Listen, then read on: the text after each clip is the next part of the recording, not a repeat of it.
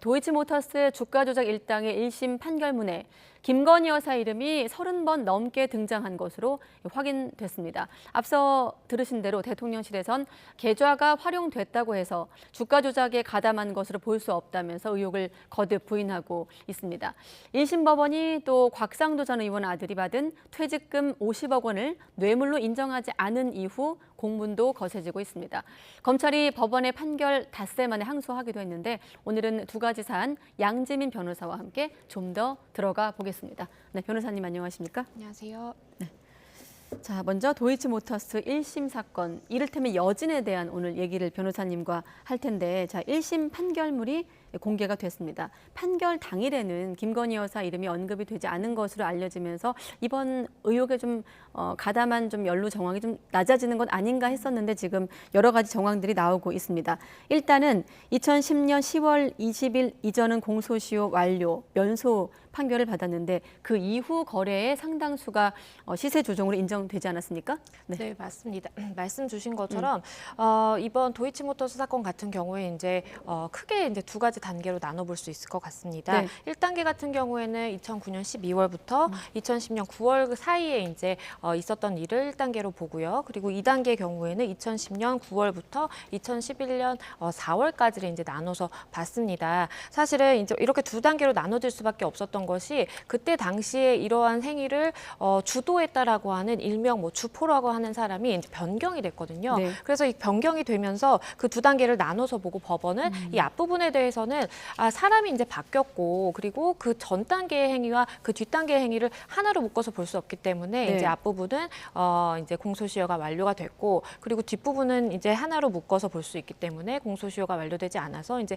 범죄 행위가 있는지 여부에 대해서 판단을 한 것이고요. 말씀해주신 것처럼 그 2단계 부분에 이제 김건희 여사의 계좌가 이용됐다라는 것이 이제 들어가 있는 것이고요. 네. 그 이후 뭐 3단계, 4단계, 5단계도 있지만 거기에는 사실 김건희 여사의 이제 계좌가 연관이 되어 있는 정황은 없었습니다. 그래서 지금 사실 많은 분들이 주목하고 있는 것이 그 2단계에 벌어진 그 일인데요. 네. 말씀 주신 것처럼 그때 당시에 이제 주도했다라고 하는 일명 선수라고 하는 주포라고 하는 사람 김모 씨 유죄 판단을 받았습니다. 그리고 관련해서 권오수 전 회장 같은 경우에도 네. 결국에는 이 사건 이제 유죄 판단을 받은 것이고요. 검찰이 구형한 것보다는 뭐 못 미치기는 경우기는 하지만 일단은 자본시장법 위반으로 징역 2년, 집행유예 3년 그리고 벌금 3억 원을 선고를 받았습니다. 그리고 가담 혐의가 있는 5명도 같이 이제 기소가 됐는데요. 역시 다 유죄 판단을 받았고요. 그런데 이제 그 돈을 댔다라고 하는 사람 전주 2명이 있는데 네. 그 사람 같은 경우에는 이제 무죄 판단을 받았고 김건희 여사의 계좌를 관리한 사람으로 지금 지목이 되고 있는 이모 씨가 있습니다. 네. 그 사람 같은 경우에는 1단계를 주도했던 사람이거든요. 그렇기 때문에 1단계를 주도해서 공소시효가 완료됐기 때문에 이 사람의 경우에는 면소 판단을 받았습니다. 네, 일단 재판부는 김건희 여사 명의의 계좌 3개가 시세 조정에 쓰인 계좌라고 봤거든요. 그 근거로 말씀하신 2차 주가 조작 일당의 문자 내용과 김건희란 제목의 엑셀 파일 등을 그 근거로 들었는데 좀 부연 설명해 주시죠. 네, 맞습니다. 말씀해 주신 것처럼 김건희 여사가 37차례 언급이 됐고 그리고 계좌는 지금 4가지 계좌가 언급이 됐습니다. 그중에 1개 계좌는 공소시효가 완료됐기 때문에 이제 판단을 하지 않았고요. 나머지 3개 계좌에 대해서 판단을 했는데 그중에 2개 계좌 같은 경우에는 통정 매매가 있었다라고 봤습니다. 그래서 그 계좌가 이용이 돼서 통정 매매가 거래가 발생했다라고 해서 유죄 판단을 받았고요. 그리고 나머지 1개 계좌 같은 경우에는 일단은 시세 변동의 가능성이 주목이 된다라고 이야기를 했습니다. 즉 시세 조종의 가능성이 있기 때문에 이 역시도 유죄로 판단할 수 있다라고 봤습니다. 네. 그 근거가 말씀해 주신 것처럼 당사자들의 녹취록이라든지 아니면 문자가 남아 있었습니다. 이거를 매도해야 된다라는 사인이 딱 오면 그 다음에 실제로 이제 그 거래가 있었는지를 보면 거래가 발생했다라는 거죠. 그게 네. 한 번이 아니고 이제 수차례 되다 보니까 일종의 하나의 프로세스로 이렇게 엮어서 볼 수가 있었던 것이고요. 그리고 이제 녹취록 역시도 본인이 이제 사실은 이야기를 하고 그것을 실행에 옮기고 하는 것들이 이제 녹취도 남아 있었기 때문에 이것도 근거가 하나가 될 수가 있겠고 그리고 말씀 주신 것처럼 압수수색을 했을 당시에 김건희라는 그 엑셀 파일이 남아 있었습니다. 거기에는 앞서서 말씀드린 통정 매매가 있었다라고 하는 있는 그 계좌 2개가 이제 관리가 된 내역이 남아 있었고요. 네. 그리고 실제로 이제 김건희 여사의 이제 모친으로 지금 이야기되는 이제 최은순 씨로부터 김건희 여사가 이제 그 주식을 거래를 받는 그런 정황도 포착된 것들이 다양하게 이제 근거로 제시가 됐습니다. 네, 일단 이번 지금 이 시점에서 논란이 되는 부분은 1심 재판부의 판단을 쭉 설명하셨는데 그 1심 재판부의 판단이 기존의 김건희 여사 측 혹은 대통령 측의 해명과 이제 배치되면서 논란이 있는 부분이고 앞으로 추가적으로 어떤 부분이 쟁점이 되고 논란이 될지를 한번 변호사님과 짚어보겠는데 조금 전에 최은순 씨 얘기도 했거든요. 자, 최은순 씨 계좌 같은 경우는 권오수 전 회장의 차명 계좌다 이런 부분들이 판결문에서 드러나기도 했고요. 어떤 의미인가요? 이게 이제 언급이 되는 계좌가 사실 2개입니다. 그런데 이제 하나의 계좌 같은 경우에는 본인이 직접 거래를 한 거예요. 네. 예를 들어서 증권사 직원과 이런 이야기가 나옵니다. 다 매도를 하고 싶다.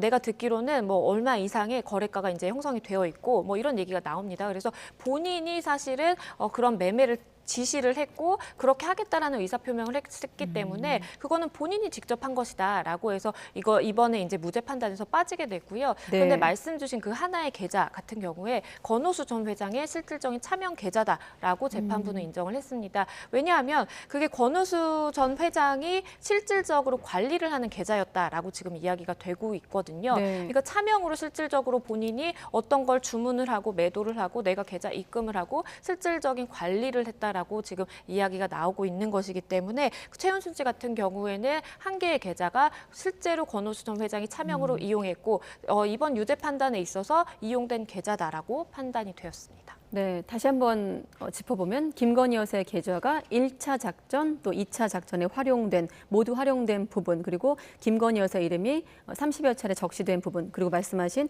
최은순 씨의 어떤 실명도 같은 취지로 적시한 점까지 확인해 봤는데 또 한 가지가 지금 보면 아까 공소시효 말씀하셨거든요. 공소시효가 만료된 1단계 또 유죄로 인정된 2단계 작전에 연속적으로 위탁된 계좌가 김건희 여사 또 최은순 씨 명의 계좌 정도라고 한 점도 눈에 띄는데 이건 또 어떤 의미인가요?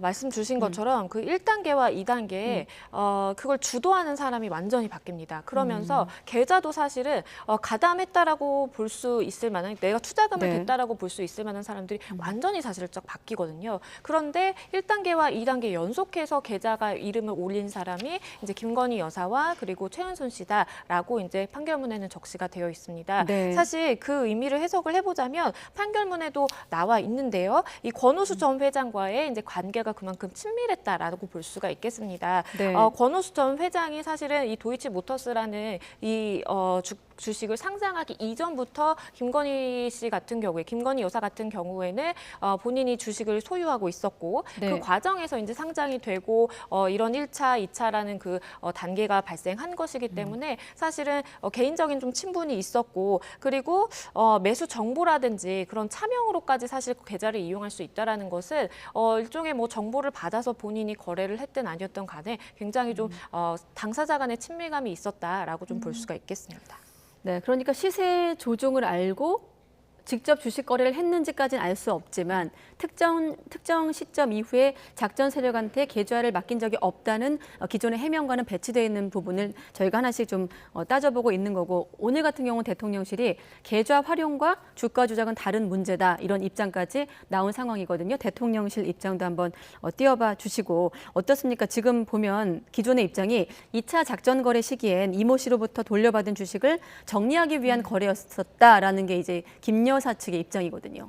그렇죠. 그러니까 대통령실 같은 경우에는 이제 법원에서 이제 판결문에 다 적시가 되어 있다 보니까 네. 이게 거래가 몇 차례 있었다. 그러니까 8회 정도가 있었다라고 지금 이야기가 되고 있는데 그 거래가 사실 시세 조종으로 인정이 됐거든요. 네. 그렇기 때문에 사실 거래가 이용이 됐고 내 계좌가 이용이 됐지만 하지만 내가 그 선수라고 불리는 그 사람들과 직접적인 뭐 소통을 한다라든지 이러한 행위를 하자라고 공모를 한다라든지 이런 행위는 없었다라고 지금 주장을 하고 있는 것이고요. 네. 오히려 대통령실의 입장은 이제 그 권오수 매수 유도군이라고 해서 이제 권오수 주변 인물들에게 매수를 이렇게 하라고 권유를 하고 유도를 해야 되는데 거기에 이제 이름이 올라가 있는 것으로 보면 된다라고 해명을 했습니다. 그렇기 때문에 친밀한 관계에 두 사람이 있었고 그 전부터 그러다 보니까 권오수 전 회장이 어떠한 주가를 띄우려든지 아니면 어떠한 일정 주가를 방어하려든지 이런 행위를 함에 있어서 본인들의 이제 지인을 끌어들인 것이고 어떻게 보면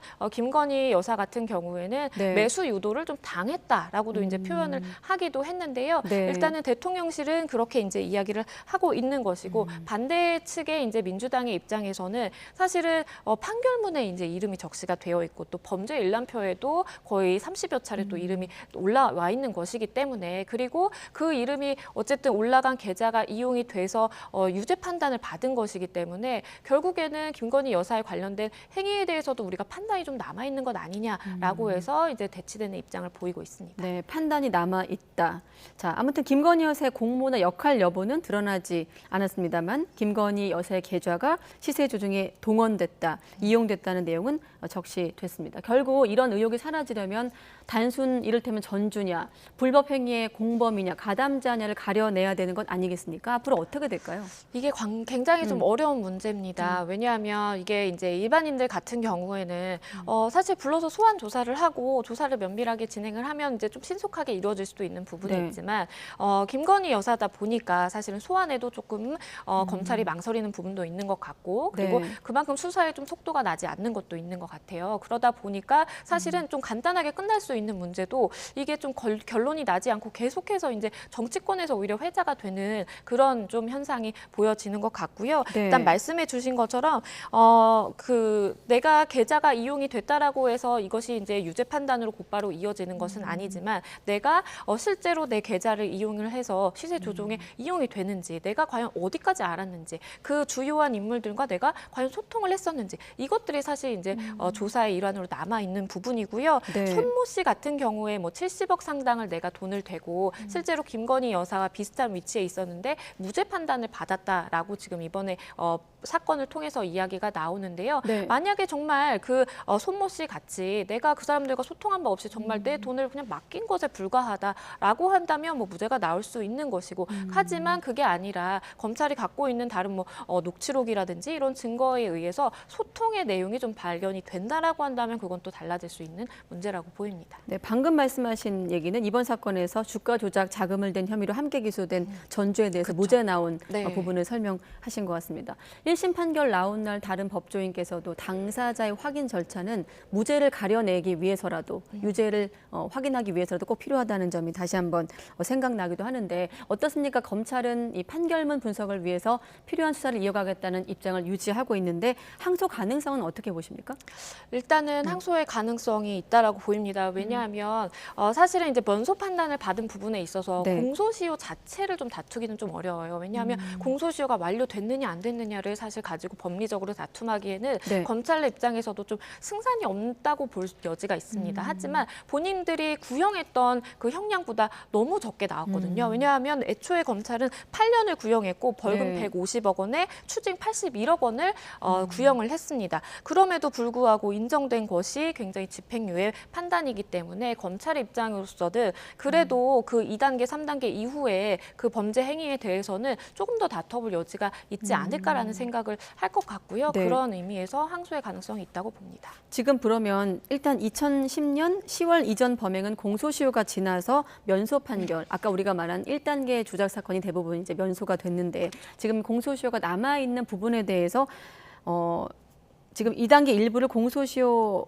만료로 판결을 했거든요. 자, 그럼 이번 사건 관련해서 남아있는 사건 중에 공소시효 어떤 논란이 된다면 어떤 부분이 되는 겁니까? 결국에는 지금 이야기가 나오고 있는 것이 말씀 주신 것처럼 1단계는 이제 끝났다라고 봐야 네. 되고요. 2단계 일부에 대해서는 사실 공소시효가 다 살아있는 겁니다. 네. 왜냐하면 이게 확정 판결이 나기 전까지는 공범들에 관해서 이 재판이 진행될 때까지는 공소시효가 다 정지가 되거든요. 그러면 결국에는 쟁점은 어디까지의 범위를 공범으로 묶느냐입니다. 왜냐하면 지금 권오수 전 회장이라든지 뭐 같이 기소된 5명이라든지 다 공소시효가 정지가 됐어요. 왜냐하면 네. 원래는 그 행위가 2012년 12월에 12월 7일에 이제 있었다라고 해서 포괄일제로 묶어서 2022년 12월 7일에 이제 공소시효가 만료되는 것으로 봤는데 2021년에 이제 기소를 해서 재판이 진행됐기 때문에 다 멈춰 있는 것입니다. 그래서 네. 결국의 포인트는 거기에 묶어 들어갈 수 있는 공범들이 어느 정도의 범주냐. 결국에는 핵심은 김건희 여사도 여기에 공범으로 넣어서 공소시효가 정지됐다라고 보고 수사를 이어가고 재판을 이어갈 수 있는 여지가 있느냐. 그게 아니라 공범에서 완전히 빠졌다라고 보면 사실은 이건 어떻게 할 수 없는 방법이 없거든요. 그렇기 때문에 공범 여부로 묶는지 여부가 주요 쟁점으로 보입니다. 네, 또 한 가지 추가 질문 드리면 지금 아무튼 당사자의 어떤 소환 여부가 결정되지 않는 상황인데 만약에 이제 검찰에 소환된다면 사실 이 문제가 검찰도 부담을 느낄 수밖에 없는 게 국회에서 앞서 들으신 대로 특검 문제와 좀 연결되는 부분이 있다 보니 이 문제에 대한 집중도가 높은 상황 아니겠습니까? 그러니까 구형보다도 낮은 판결이 나오기도 했고 만약에 당사자를 불러서 확인한다면 어떤 절차가 좀 예상될까요? 글쎄요. 일단은 김건희 여사를 소환한다. 그리고 본인이 만약에 소환에 응하겠다라고 한다면 사실은 그 절차는 일반인들의 조사받는 것과는 뭐 크게 다르지는 않습니다. 네. 다만 뭐 언론과 국민들의 스포트라이트를 받고 집중도가 굉장히 높다라는 그 차이가 있을 뿐이겠고요. 예. 당사자로서 소환이 된다라고 한다면 본인이 이때 시기에 이런 거래를 하는 것이 맞느냐. 사실은 이미 유죄 판단을 받은 부분이기 때문에 그거에 대해서 검찰은 일종의 좀 확인의 절차를 거친다라고 봐야 되겠고요. 네. 그것에 대해서 이제 부인을 한다면 그러면 사실 강제 수사가 들어갈 수밖에 없는 것이고 그게 아니라 본인이 인정을 한다면 사실은 이 유죄 판단의 취지대로 비슷한 취지의 판단이 되겠지만 하지만 이제 소환에 응할지 여부부터 좀 불투명한 부분이 있기 때문에 네. 사실 속도가 나지 않고 있는 상황입니다. 네, 알겠습니다. 자, 다음은 이제 곽상도 전 의원 1심 판결. 물론 이 부분도 지금 앞서 다뤘던 사건 이상으로 여전히 일고 있는데 요거 짚기 전에 뉴스 시작 전에 속보가 있었기 때문에 이재명 대표에 대한 신병 처리 관련 이르면 이번 주에서 조만간 금명간으로 좀 시점이 앞당겨진 것 같거든요. 이건 어떤 의미일까요? 사실 검찰 입장에서는 구속영장을 청구할 것이 어느 정도 좀 서 있었다라고 좀 볼 수도 있겠습니다. 예. 왜냐하면 입장이 지금 나온 것을 보면 굉장히 진술 태도라든지 여러 가지를 보면 좀 아쉽다라는 이야기가 이제 워딩으로 나왔거든요. 네. 그런 걸 보자라고 한다면 이재명 대표를 소환 조사를 해서 실질적으로 검찰이 얻고자 하는 소기의 목적을 달성하지 못했다라고 보이고 그리고 목적을 달성하지 못했다는 그 뒤에는 이재명 대표가 이제 조사에 충실히 응하지 않았다라는 그러한 배경이 깔린 것으로 보입니다. 두 차례 소환 조사를 했지만 세 차례 소환 조사를 해봤자 어쨌든 첫 번째와 두 번째와 다를 것이 없다라고 검찰은 판단한 것으로 보이고 네. 그렇기 때문에 보다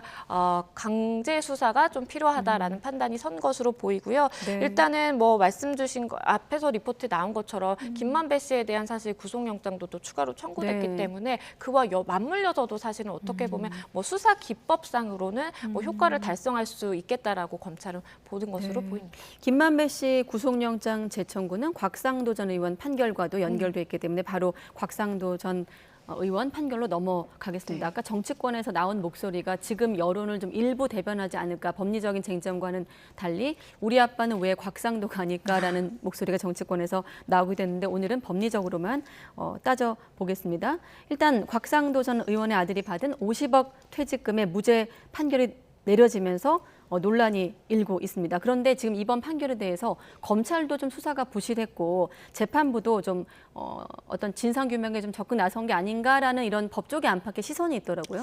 맞습니다. 많은 분들이 생각하시기로는 아니 법원이 어떻게 저런 판단을 하느냐라고 이제 생각을 하시기 쉬운데요. 네. 사실은 법원은 제출된 증거를 가지고 이제 판단을 하는 것입니다. 그리고 이 형사 사건의 입증 책임은 검찰에게 있죠. 그래서 검찰이 사실은 보다 조금 더 적극적으로 이런 증거 저런 증거들을 대면서 이제 법원에 이러한 취지로 판단을 해주세요라고 이제 역할을 했었어야 되는데 국민들의 네. 입장에서 바라보기에는 그것도 사실 좀 미흡했다라는 거죠. 검찰이 뭔가 증거 부분을 조금 더 면밀하게 좀 치밀하게 준비를 했다면 그런 법원의 입장에서도 사실은 좀 판단이 달라질 수 있지 않았을까라는 이제 아쉬움이 남는 것이고요. 네. 일단은 법원은 무죄로 판단을 한 것에 근거를 들어서 실질적으로 그 50억 원이라는 그 돈이 곽상도 전 의원에게 흘러가 가지 않았다. 그리고 아들 같은 경우에는 이제 결혼을 해서 독립 생계를 유지하고 있기 때문에 네. 곽상도 전 의원이 받은 것과는 우리가 달리 봐야 된다라는 근거를 들었고요. 네. 그리고 또 뭐 성남의 뜰 관련해서 하나은행이 이제 그 컨소시엄에서 이탈할 가능성, 그 위기가 없었다라고 이제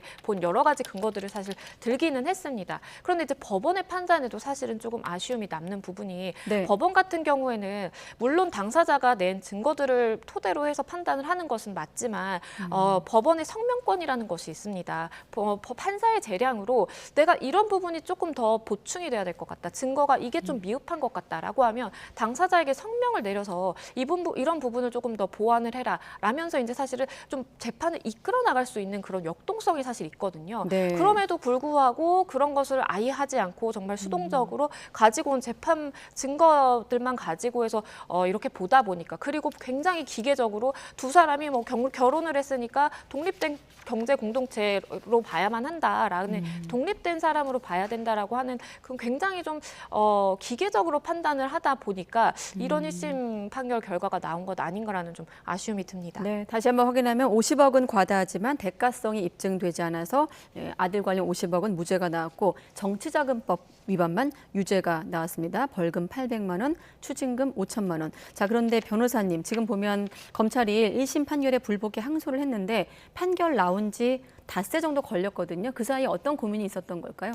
일단은 검찰 입장에서는 뭐 사실 오인과 법리 오해가 있다라고 이제 이야기를 하고 있습니다. 네. 사실 오인 같은 경우에는 사실은 재판부가 판단을 하기에 두 사람이 독립된 이제 경제를 꾸리고 있고 경제 공동체로 볼 수 없다라고 봤지만 이것은 사실 검찰 입장에서 봤을 때 상식에도 부합하지 않을 뿐더러 이전에 비슷한 사건 같은 경우에는 사실은 뭐 아예 뭐 부자간도 아니고 그냥 무관한 사람임에도 불구하고 두 사람이 경제적 공동체라고 판단됐던 사건도 있는 것인데 네. 이거는 좀 사실 오인을 했다라는 이제 취지가 있는 것이고요. 그리고 또 법리 오인 같은 경우에는 이제 증거 능력을 인정하는 부분에 있어서 검찰이 주장했던 유력한 증거가 담긴 그 문구라든지 그런 녹취록 일부가 증거로 인정되지 않은 것들이 있습니다. 네. 그래서 그런 부분에 있어서 뭐 당연히 항소를 할 것으로 예상이 됐었고 검찰도 빠른 시일 안에 판단을 끝내고 본인들의 어쨌든 2심에서 조금 더 적극적으로 다퉈보자라는 생각을 했던 것 같습니다. 네.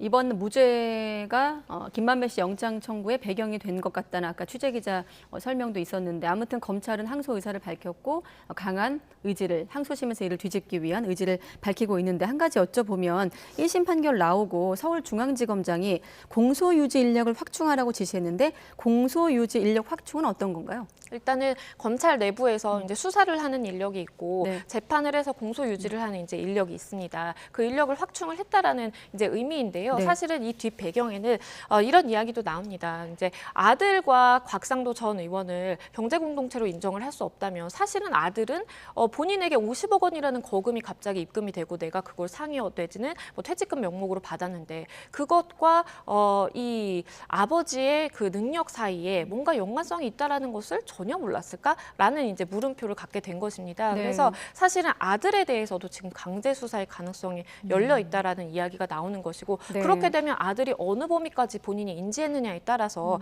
사실은 추가 기소의 여부도 있는 것이거든요. 그렇기 네. 때문에 일단은 공소유지 인력을 확충을 해서 어쨌든 이것을 사건을 끌어가겠다라고 해서 이제 항소심까지 그 의지를 밝힌 것으로 보이고 곽상도 전 의원의 아들 역시도 지금 추가적으로 조사를 받을 가능성도 열려 있다라고 보입니다. 그렇군요. 이 사건도 한번 검찰 구형을 짚어볼까요? 구형은 15년, 벌금이 50억여 원, 추징금이 25억 원이었습니다만 벌금 800만 원으로 유죄가 일부 인정이 됐는데 곽상도 전 의원은 이것도 인정 못하겠다면서 다투겠다 항소 입장을 밝혔습니다. 맞습니다. 검찰도 항소할 거고 곽 전 의원도 항소 입장을 밝혔기 때문에 항소심이 열린다면 어떻습니까? 어떤 점이 좀 쟁점이 되고 아무래도 녹취록 신빙성이 좀 다시 거론될 것 같기도 하고요. 네, 말씀 주신 것처럼 사실 정여각 녹취록이라고 하는 그것이 굉장히 좀 방대합니다. 양이 방대하기 때문에 그리고 어떤 건 내가 직접 들었다 아니면 이거는 건너 들었다 얘기를 하는 것들이 굉장히 복잡하기 때문에 일부 부분을 쪼개서 증거 능력을 인정을 하는데 검찰이 이야기하는 것은 일부 부분에 대해서 증거 능력이 전문 증거가 아님에도 이 증거 능력이 인정되지 않은 것이 있다라는 겁니다. 그러니까 일단은 증거 능력이 인정된 이후에 그 진술의 신빙성을 따져야 되는 것인데 증거 능력부터 인정이 되지 않아 버리는 그런 일부 증거가 있다 보니까 아예 신빙성조차 다툴 수 없는 그런 상황이 발생한 것이죠. 그래서 네. 검찰 입장에서는 일단은 증거 능력을 확충을 해서 증거 능력에 부인을 당하지 않도록 하는 것이 가장 집중해야 되는 일인 것 같고요. 그리고 곽상도 전 의원 같은 경우에는 본인 정치자금법 유죄 판단 받은 것에 대해서 무죄를 다투겠다라는 취지인 것으로 보이는데 네. 이 부분은 남욱 변호사도 사실 인정하고 있는 부분이고 그리고 재판 그 결과에 따르면은 이거는 뒤집어질 가능성은 좀 굉장히 낮아 보입니다. 그렇기 때문에 결국의 포인트는 그 아들이 받은 50억 원에 대한 그 재판이 포인트가 될 것 같습니다. 네, 알겠습니다. 자, 국회에서 쌍특검 공방 속에 두 가지 1심 판결이 여진을 일으키고 있는데 도이치모터스 주가 조작 의혹 사건 그리고 곽상도 전 의원 사건 두 가지 알아봤습니다. 변호사님 고맙습니다.